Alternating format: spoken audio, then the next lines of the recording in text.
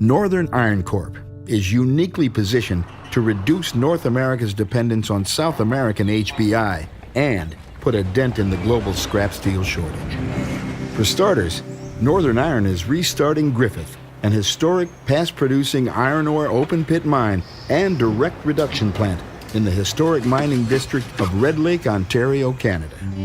The Red Lake District, best known as one of the world's most prolific, lowest-cost production gold mining districts in the world, sits just north of the Canada-U.S. border, close to North American steel manufacturing centers, financial and metals markets, and the port of Thunder Bay, with its bulk terminals, huge liquors, and transport hubs.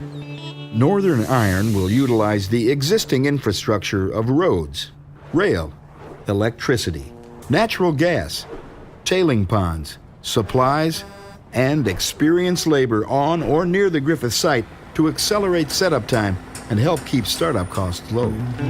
Processing Griffith's iron ore assets to produce HBI to supplement recycled scrap steel mill feed domestically and abroad is the company's priority, and dewatering of the vast iron ore pit has already begun. The historic DRI plant site, last in production in 1986, making sponge iron and iron ore pellets for Stelco Steel, will be rebuilt to produce HBI starting in 2016, with projected output peaking at 1.5 million tons per annum.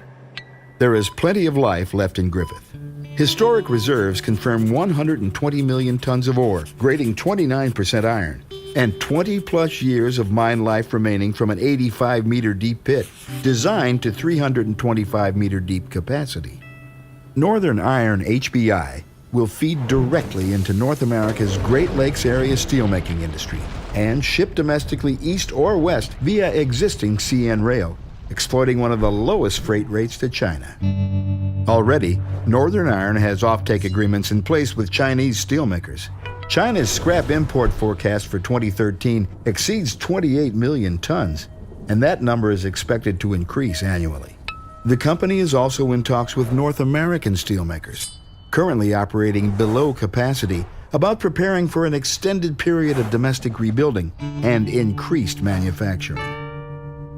And so, the story of iron reaches its steely conclusion in a new beginning, forged in a new iron age that is cleaner, greener, and infinitely more sustainable.